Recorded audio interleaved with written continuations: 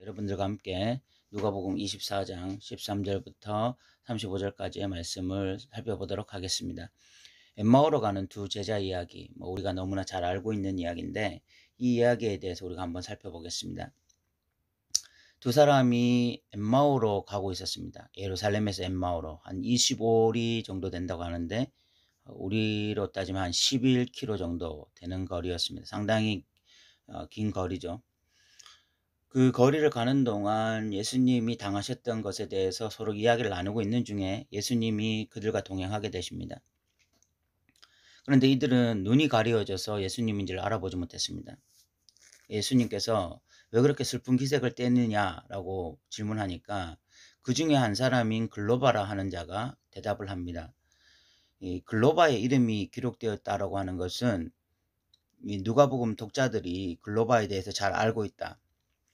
그 당시 그 예수 믿는 공동체가 글로바라는 사람을 잘 알고 있다라는 것을 보여주는 거고, 어쨌든 그 글로바라는 사람이 그 예루살렘에서 일어난 일을 알지 못하느냐 이렇게 말을 하는 거 봐서는 그 당시 예수님 십자가에 못 박혀 죽으신 일이 큰 이슈였다, 큰 뉴스였다, 이런 것을 우리가 좀 알 수가 있고, 그러면서 이 글로바가 예수님에 대해서 생각하고 있는 것이 무엇인지를 이제 19절부터 보여주는데,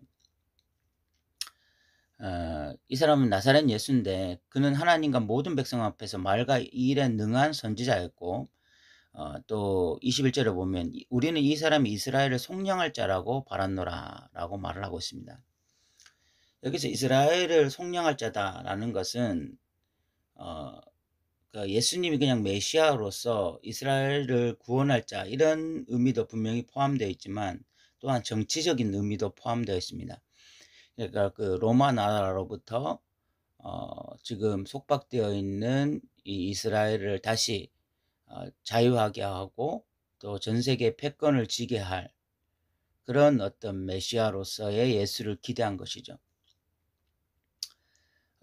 그런 기대는 있었지만 이 예수 그리스도가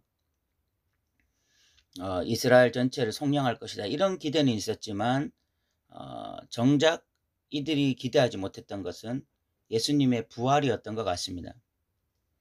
그래서 그 이후에 보면 여자들이 가서 무덤을 받고 또 천사들이 예수님이 살아났다 이런 이야기도 들었지만, 그러나 예수님의 부활을 기대하지 못했기 때문에 이 사람들이 17절에 보면 여전히 슬픈 빛을 띠고 그렇게 있었던 것입니다.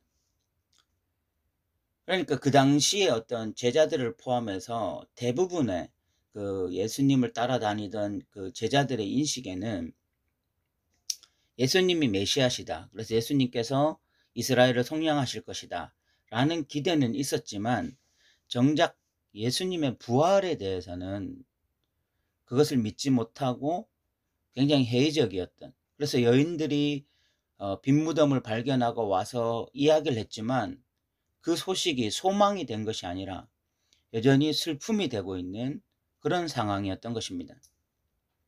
그런 이야기를 쭉 듣고 나시고 난 다음에 예수님이 하신 말씀이 25절에 보면 이르시되 미련하고 선지자들이 말한 모든 것을 마음에 더디 믿는 자들이여 라고 말씀하셨습니다. 그러면서 그리스도가 이런 고난을 받고 자기의 영광에 들어가야 할 것이 아니냐 이렇게 말씀하셨습니다. 미련하고 선지자들이 말한 모든 것을 마음에 더디 믿는 자들이여. 복음서에 나오는 제자들은 굉장히 좀 부정적입니다. 예수님의 평가가 굉장히 부정적이에요. 굉장히 미련합니다. 그리고 선지자들이 말한 것을 마음에 더디 믿습니다. 더디 믿고 미련하다. 예수님의 말씀에 즉각 반응하지 못하고 예수님의 말씀을 즉각 깨닫지 못합니다. 그래서 예수님께서 이 순환에 대해서, 예수님의 순환에 대해서 또 부활에 대해서 3번이나 제자들에게 직접적으로 언급하셨습니다. 베드로가 그 일에 대해서 이런 일이 일어나면 안 된다라고 예수님을 막았던 적이 있었습니다. 그러나 예수님은 죽으신다고 말씀하셨지만 분명히 3일 뒤에 살아날 것이라고도 말씀하셨습니다. 그런데 그런 말씀에 대해서 미련해서 알아듣질 못하는 거예요. 그리고 마음에 더디 믿습니다. 믿음이 잘 안 생기는 거죠. 이 부활에 대해서. 그것이 바로 제자들의 마음 상태였습니다. 예수님이 3번이나 분명하게 말씀하셨고, 그래서 십자가에 죽으시면 안 된다고 베드로가 직접 막은 적도 있었고, 그럼에도 불구하고 빈 무덤에 대해서 여인들이 말을 했음에도 불구하고 여전히 마음이 미련하고, 그리고 더디 믿기 때문에 이 부활에 대해서 제대로 반응을 하지 못하고 있었던 것입니다. 오늘날 우리는 좀 어떤 것 같습니까? 우리는 이 복음서 말씀에 또는 성경 66권 말씀에 즉각 반응하고 있을까요? 우리의 마음은 더디지 않고 우리는 이 말씀을 들을 때마다 분명하게 확실하게 믿음으로 반응하고 있을까요? 부활에 대해서 말씀이 선포되어지고 복음서에 이미 예수님이 3일 만에 살아나셨다라고 말씀하고 있는데도 우리는 엠마오로 내려가는 2 제자와 같이 여전히 슬픈 기색을 띠면서 우리가 생각하고 있는 그 예수에 머물러서 무덤이 비었다라고 하는 여자들의 소식에도 여전히 기뻐하고 즐거워하지 못하고 마음은 여전히 미련하고 둔하게 더디게 예수님을 믿고 있는 자들은 아닐까요? 이 예수님은 27절에 보면 모세와 모든 선지자의 글로 시작해서 모든 성경에 쓴 바 자기에 관한 것을 자세하게 설명하십니다. 말씀을 막 풀어서 헤쳐서 구약의 말씀이 어떻게 자기에게 인용되어지고, 그래서 예수님이 어떻게 십자가에 못 박혀 죽으셔야 했고 어떻게 또 부활하셔야 됐는지를 자세하게 풀어서 해석해 주신 것입니다. 그리고 이제 31절에 보면 그들의 눈이 밝아져서 영적인 눈이 띄어진 거죠. 예수님이 누구신지를 알아보더니 이제 예수님은 그들에게서 보이지 않았습니다. 그때 32절에 보면 그들이 서로 말하되 그래서 우리에게 말씀하시고 우리에게 성경을 풀어주실 때 우리 속에서 마음이 뜨겁지 아니하더냐 이렇게 이야기를 합니다. 이들이 미련합니다. 성경에 대해서 굉장히 미련합니다. 영적인 것에 대해서 굉장히 미련하고, 그래서 마음이 굉장히 더디게 믿습니다.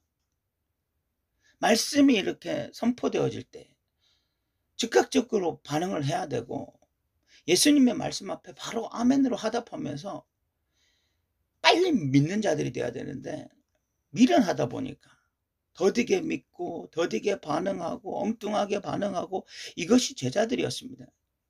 그런데 그런 제자들에게 다시 예수님이 찾아오셔서 말씀을 풀어주셨고 말씀을 해석해 주셨고, 그때 이들이 마음이 다시 뜨거워지면서 진리가 무엇인지, 이 말씀이 어떤 의미인지를 다시 깨닫게 되었다는 것입니다. 참 우리에게도 이것이 필요한 것 같습니다. 말씀이 해석되어지는 것이 필요한 것 같습니다. 우리에게 생명의 말씀이 주어져 있습니다. 생명의 66권의 말씀이 우리에게 주어져 있습니다. 그런데 우리가 미련하고 둔해서 그래서 말씀을 자꾸만 더디게 믿습니다. 그런데 예수님께서 이 엠마오로 가는 2 제자에게 말씀을 풀어주시듯이 성령님께서 우리의 눈을 밝히시고 우리의 마음을 열어주셔서 말씀을 풀어주실 때 우리의 마음이 다시 뜨거워져야 됩니다. 말씀을 읽을 때 말씀이 해석되어질 때에 우리의 마음이 다시 뜨거워지는 은혜들을 경험해야 되는 것입니다. 이런 것이 우리를 살리는 것이고, 이런 것이 우리가 미련한 자가 아니라 지혜로운 자가 되는 것이고, 더디 믿는 자가 아니라 속히 믿는 자로 바뀌게 되어지는 은혜가 주어지게 되는 것입니다. 여러분, 우리 모두에게 말씀이 해석되어지는 은혜가 있기를 원합니다. 그래서 말씀이 해석되어질 때 가슴이 뜨거워지는 은혜가 있기를 원합니다. 그래서 부활에 대해서, 부활의 주님에 대해서 다시 한번 제대로 반응하고 이 마지막 시대에 말씀을 붙잡고 믿음으로 살아가는 자들이 되기를 바랍니다.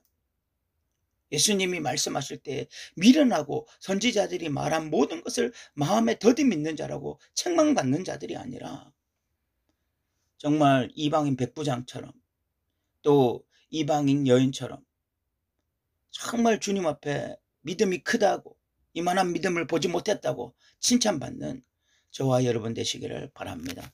오늘도 들어주셔서 감사합니다.